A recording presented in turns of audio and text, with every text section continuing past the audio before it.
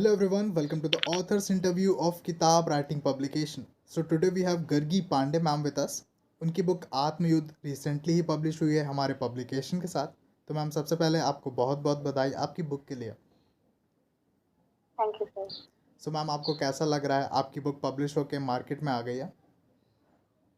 बहुत अच्छा लग रहा है। एक्चुअली मैं बहुत ज़्यादा खुश हूँ कि ये मेरी एक ड्रीम थी कि जो अभी इस वक़्त पूरी हुई। एक्चुअली मैं बचपन से ही सोचती थी कि एक दिन मैं शायद इस मुकाम पे पहुँचूँ कि मैं अपनी माँ का नाम रोशन कर सकूँ। आज मुझे आपकी पब्लिकेशन के ज़रिए एक मौका मिला कि मैं उस फ़ील्ड पे एक कदम एटलीस्ट रख पाई। जी मैम. तो मैम आपकी मदर का और बाकी फ्रेंड्स का फर्स्ट रिएक्शन क्या था जब उन्हें पता चला कि आपकी बुक पब्लिश होने वाली है? एक्चुअली सर मेरी माँ इस दुनिया में नहीं है। जब भी मैं बहुत छोटी थी तो उनकी डेथ हो गई। तो अब वो हमारे साथ नहीं है, लेकिन आई नो कि वो ना होते हुए भी हर जी वक़्त मेरे साथ हैं। जी मैम जी. मैम आपके बाकी फ्रेंड्स का क्या रिएक्शन था? सब लोग बहुत खुश थे, बहुत एक्साइटेड थे। एक्चुअली मैंने किसी से भी शेयर नहीं किया था। मेरे जो क्लोज़ फ्रेंड्स थे उनको पता था कि मैं लिखती हूँ, मैं कविताएँ करती हूँ। लेकिन मैंने किसी को भी ये शेयर नहीं किया कि मेरी बुक पब्लिश होने वाली है। और जब भी आपके पब्लिकेशन के ज़रिए मुझे ये मौका मिला तो मैंने पब्लिश होने के बाद सबको शेयर किया कि मेरी बुक पब्लिश हो रही है। तो सब लोग बहुत शॉक्ड थे ओके मैम. कि तो मैंने घर बैठे ये कब कर लिया। तो उनके लिए ये बहुत शॉकिंग था। All right ma'am. तो मैम आपकी बुक में हमारी ऑडियंस को किस बारे में पढ़ने को मिलेगा? मेरी बुक आत्मयुद्ध उसमें मनोभाव को उकेरा गया है। क्या जैसे कि उसमें स्त्री विमर्श के ऊपर से बातें कही गई हैं और मैंने बहुत सारी पोयम अपनी मम्मी के लिए लिखा है और क्या कहते हैं मोटिवेशनल पोयम लिखी गई है उसमें। तो क्या कहते हैं उसमें कई प्रकार की पोयम लिखी गई है। बहुत शॉर्ट सा कलेक्शन था। एक्चुअली मैं बहुत सालों से लिख रही हूँ, लेकिन मुझे स्टार्टिंग में थोड़ा-सा डर था कि क्या ही होगा, तो इसलिए मैंने बहुत कम कलेक्शन रखा अपनी पोएम्स का और क्या कहते हैं बहुत ही सेलेक्टिव चीज़ें हैं उसमें। All right ma'am. तो मैम आपने किस एज में लिखने की शुरुआत कर दी थी? मेरा मतलब कि आपने सबसे पहली बार कब लिखा था? मैं सच कहूँ तो मैंने टूटे-फूटे शब्दों में अपनी माँ के लिए पहला लेटर लिखा था और आई थिंक मेरी एज उस वक़्त रही होगी 7 ईयर ओल्ड। वाह. तो उस वक़्त मैंने अपनी माँ के लिए एक खत लिखा था। तो अगर उसको सही शब्दों में पिरोया जाए तो आज की डेट में उसको एक कविता का नाम दिया जा सकता है, जिसमें मैंने लिखा था कि आकर मिलो मुझसे, मैं आज भी तुम्हारा इंतज़ार करती हूँ। तो उस वक़्त बहुत सारी चीज़ें मुझे नहीं पता थी, क्या है कविताएँ, क्या है, लेकिन मेरे लिए कविताएँ एक ज़रिया बनी अपनी बातें कहने का अपनी माँ तक। तो वो फर्स्ट टाइम था कि जो मैंने खुद से कुछ लिखा था और मेरी नादानी थी, मैंने उसको एक डाक बॉक्स पहले हुआ करता था जी जी जी. जो कि काफ़ी सालों से बंद पड़ा था, तो मैंने उसमें पोस्ट भी किया था और मैं डेली उसका वेट भी करती थी कि इसका रिप्लाई आएगा मुझे, क्योंकि मैंने लोगों के मुँह से सुन रखा था कि लेटर का रिप्लाई आता है। तो क्या कहते हैं मैं उसका वेट भी करती थी कि मुझे रिप्लाई आएगा। बहरहाल वो रिप्लाई तो नहीं आया मेरी माँ की तरफ से, लेकिन हाँ, उनका आशीर्वाद मुझ पे बना रहा और मैं आगे भी लिखती गई। तो आज की डेट में मैं कह सकती हूँ कि आगे चल के हो सकता है मुझे इसमें मुकाम मिले और मेरी माँ शायद हमेशा मेरी कविताओं के ज़रिए मेरे आस-पास बनी रहें। जी बिल्कुल ma'am. Your mother must be very very proud of you. Thank you जी sir. Ma'am. Actually, I am feeling proud that I am interviewing you. I am interviewing such person. Really grateful, ma'am. Thank you sir. तो ma'am आप daily basis पर writing करते हो या occasionally like weekly लिख लिया या मंथली लिख लिया? डेली तो नहीं, लेकिन मैं ऐसे लिखती हूँ कि जब भी मेरे मन में कोई चीजें चल रही होती हैं। कई बार ऐसा होता है कि कोई शेयर करने वाला नहीं होता है मेरी फीलिंग्स, बातें। तो वो क्या कहते हैं, कविताओं के जरिए मैं अपनी डायरी में कहती हूँ, मैं अपनी डायरी से बातें करती हूँ, मेरी कलम बोलती है। हालांकि मैं पर्सनल लाइफ में बहुत शांत सी रहने वाली एकदम सीधी सादी सी लड़की हूँ। तो लेकिन मेरी डायरी को अगर कोई पढ़े तो शायद मुझे कुछ हद तक वो समझ सकता है। जी मैम। तो मैम, आपकी फेवरेट बुक और फेवरेट ऑथर कौन है?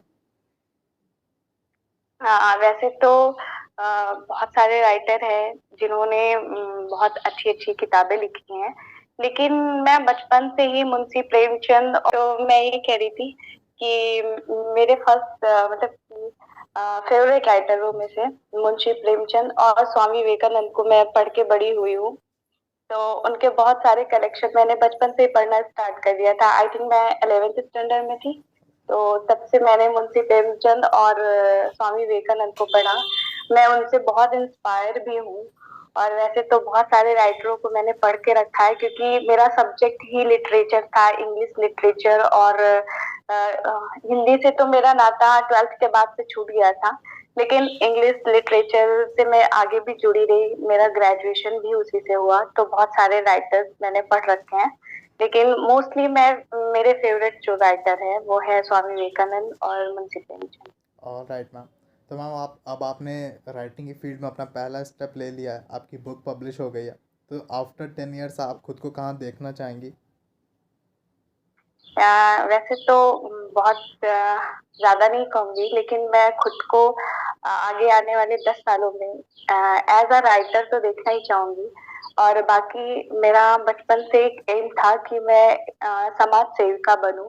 तो मैं खुद को एज अ सोशल वर्कर देखना चाहती हूँ, राइटिंग के साथ साथ। All right ma'am. तो मैम, आप साइमल्टेनियसली और भी बुक्स पे काम कर रहे हो जो आप फ्यूचर में पब्लिश कराने के बारे में सोच रहे हो? जी हाँ, मेरी क्या कहते हैं, 2 बुक पे काम चल रहा है। एक कृष्ण अवतार पे, और दूसरा मैंने अभी नाम नहीं सोच के रखा है। तो लिखती हूँ। जिस दिन मुझे लगा कि ये कंप्लीट होगा तो मैं आपके ये पब्लिकेशन के जरिए दोबारा अपनी बुक पब्लिश करवाना चाहूंगी। We are eagerly waiting for it ma'am. Thank you sir. मैं एक्चुअली बहुत ही खुश हूँ, क्योंकि आपकी पब्लिकेशन के जरिए मुझे एक फील्ड मिली कि मैं अपनी बातें, अपनी फीलिंग, अपनी सोच लोगों तक पहुंचा सकूं। और आपकी पब्लिकेशन ने जो मतलब कि ट्रस्ट वर्दी दिया है ना मुझे, मतलब कि मैं तो कहूंगी कि क्या कहते हैं, हर एक नया राइटर आपकी पब्लिकेशन को ट्रस्ट कर सकता है। Thank you so much ma'am.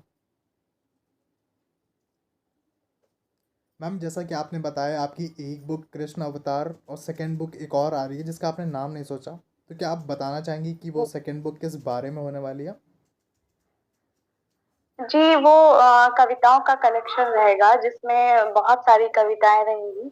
और अलग-अलग फील्ड पे बन के अलग-अलग भावों को घेरा है मैंने उसमें। जैसे कि आजकल का सबसे बड़ा मुद्दा हो गया बेरोजगारी का। जी। हम स्टूडेंट्स ये चीजें समझ सकते हैं। तो बेरोजगारी हो गई, और उसमें स्त्रियों के लिए लिखा है मैंने, उनके मनोभावों को लिखा है। और प्लस क्या कहते हैं, भारत देश के ऊपर से बहुत सारी, भारत की दुर्दशा के ऊपर लिखा हुआ है। और भारत के उत्थान के ऊपर से बहुत सारी कविताएं लिखी हुई हैं। तो उसमें काफी सारा कलेक्शन रहेगा मेरा आगे आने वाली बुक में। All right ma'am. मैम, आपने बहुत ही अर्ली एज से राइटिंग शुरू कर दी थी, तो स्कूल का क्या रोल रहा आपकी राइटिंग की फील्ड में, आपकी राइटिंग जर्नी में? स्कूल का ये रोल था कि मैं वहाँ पे स्कूल में जो कविताएं जैसे कि क्लासेस में होती हैं, तो एक खिंचाव था, एक लगाव था। और मतलब कि जो सिलेबस की कविताएं से, सिलेबस से जुड़ी हुई स्टोरीज रहती थी, वो मुझे बड़ा इंस्पायर करती थी, अपनी तरफ अट्रैक्ट करती थी। जब मैं वहां से पढ़ती थी तो मुझे शब्द मिलते थे कि मैं अपने शब्दों को, मतलब कि अपने मनोभावों को कैसे शब्द दे सकती जी, हूँ, कैसे एक लाइन में पिरो सकती हूँ। तो वहाँ से मुझे एक ज़रिया मिला कि मैं अपनी बातों को किस तरह से लिखूँ, किस तरह से लोगों के सामने प्रस्तुत करूँ कि वो क्या कहते हैं लोगों को पढ़ के समझ में आए। Alright ma'am. तो मैम आप हमारी ऑडियंस को कुछ राइटिंग टिप्स देना चाहेंगी? वैसे तो मैं खुद को काबिल नहीं समझती कि मैं किसी को राइटिंग टिप्स दूँ, बट हाँ, पढ़ना और लिखना, आप जितना पढ़ोगे, आप उतना निखरोगे, ठीक है? और मेरा ऐसा मानना है कि आप हमेशा पढ़ते रहिए और अपने मनोभावों को लिखते रहिए, तो कहते हैं ना, करत करत अभ्यास जड़मति होत सुजान, रसरी आवत जात है सिर पर परत निशान। तो आई थिंक अगर आप अभ्यास करते रहेंगे, तो आप निखर के ही रहेंगे। जी, बिल्कुल मैम। और आपका ओवरऑल एक्सपीरियंस कैसा रहा हमारे पब्लिकेशन के साथ? सर बहुत अच्छा रहा। मैं तो स्टार्टिंग में झूठ नहीं कहूँगी आपसे, मैं बहुत डर रही थी। हुँ, मुझे समझ नहीं आ रहा था। मैंने 1-2 लोगों से पूछा भी जिन्होंने आपकी पब्लिकेशन के ज़रिए अपनी बुक पब्लिश करवाई, और इवन उनका फीडबैक मिलने के बाद भी मुझे ट्रस्ट नहीं हो रहा था कि यार कैसे क्या? तो फिर भी जब भी मैंने डरते-डरते आपकी पब्लिकेशन को मैसेज किया और वहाँ से जब मुझे रिप्लाई आया, तो मतलब मेरे साथ ये सारी चीज़ें इतनी जल्दी हुई, मुझे खुद को समझ नहीं आया, और मैंने बस बिना डरे एक स्टेप ले लिया। अभी तक मुझ में एक डर था, कॉन्फिडेंस नहीं था खुद पे। लेकिन जब भी मैंने आपकी पब्लिकेशन में बात किया, वहाँ पे दिव्या मैम हैं, मैं उनको थैंक यू कहना चाहूँगी। उन्होंने मेरे सारे डाउट्स क्लियर किए। तो उसके बाद से मुझे एक हिम्मत आई और मैंने बस कर लिया, और आज मेरी बुक लोगों के सामने है। जी, ऑलराइट मैम। वी कैन हम समझ सकते हैं आपकी स्माइल से ही। जी। जी। तो मैम कोई ऐसी चीज़ हो जो हम इम्प्रूव कर सकते हो हमारे पब्लिकेशन में, जिससे हमारी सर्विस और बेटर हो सके? कोई सजेशन हो आपके पास हमारे लिए? वैसे तो मुझे जहाँ तक लगता है कि आप लोगों का जो सर्विस है बहुत अच्छा है। मुझे कुछ भी एक्स्ट्रा आपको बताने की ज़रूरत नहीं कि आप ये करिए। आप मतलब कि आप लोगों का वर्क ऐसा है एज़ अ फैमिली, जैसे कि एक फैमिली मेंबर होता है ना, तो वैसा है। तो मैं इस चीज़ के लिए बहुत ग्रेटफुल हूँ, आपकी पब्लिकेशन का।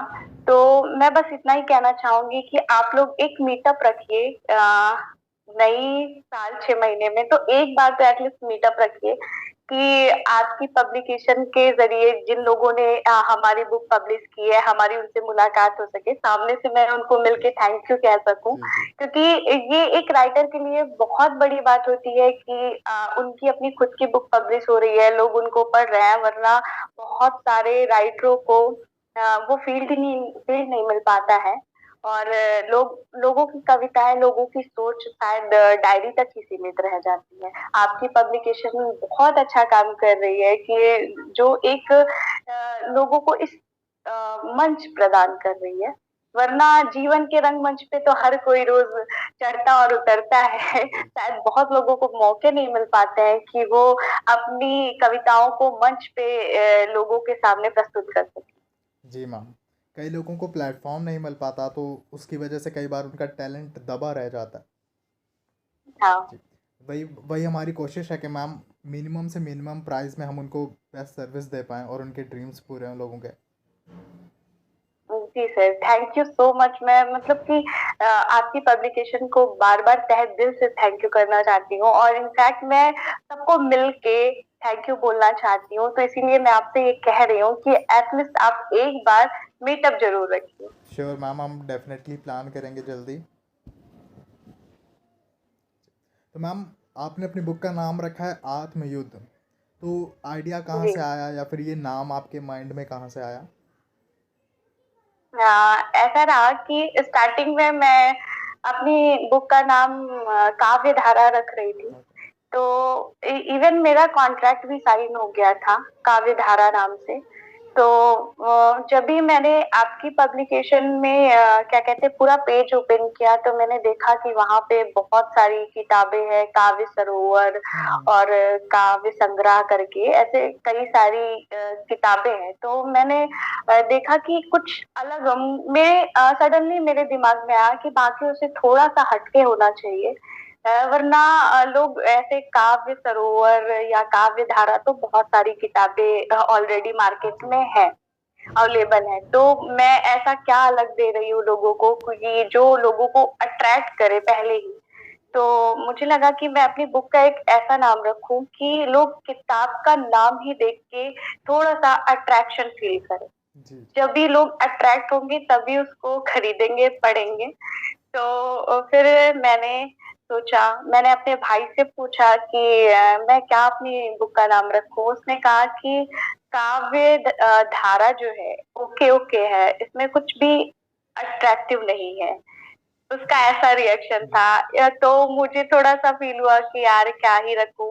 मैं सोचने लगी, तो सडनली मैंने अपनी डायरी उठाई और वहां पे मैंने एक कविता लिख रखी है आत्मयुद्ध करके। तो वहां से मैंने वो टाइटल उठाया, आत्मयुद्ध। फिर मैंने उससे पूछा ये बता कि आत्मयुद्ध कैसा रहेगा। तो उसने बोला कि नाम करेक्ट है, लेकिन तुम पहले खुद से ये देख लो कि कहीं किसी और की बुक तो इस नाम से नहीं छपी है। जी जी फिर मैंने उस पर सर्च किया तो देखा कि किसी की भी बुक उस नाम से नहीं थी। तो मुझे लगा कि हाँ, ये कॉपीराइट नहीं होगा और ये मेरा अपना खुद का है वर्ड। वैसे तो वर्ड न जाने कब से बना होगा, लेकिन कविताओं के जरिए मेरा अपना था, तो मैंने बस वही नाम सेलेक्ट किया। और फिर मैंने आपकी दिव्या मैम को मैसेज किया तो उन्होंने बोला कि ठीक है, ओके मैम, मैं यही डन कर सकती हूँ। तो फिर वहां से मेरा बुक का नाम काव्य धारा हटके काव्य वो सॉरी आत्मयुद्ध हो गया। All right ma'am. Ma'am at last कोई स्पेशल मैसेज जो आप हमारी ऑडियंस तक पहुंचाना चाहती हूँ? मैं बस यही कहना चाहूंगी कि हर कोई तहे दिल से लिखता है, और जिस तरह से एक राइटर अपनी कविताओं को, अपनी कहानियों को लिखता है, तो लोग उसी मनोभाव से पढ़े। और क्या कहते हैं, सम्मान नहीं तो मतलब कि एटलीस्ट सॉरी सर, मैं नो थोड़ा सा नो नर्वस हूँ। नो प्रॉब्लम, नो हाँ, प्रॉब्लम।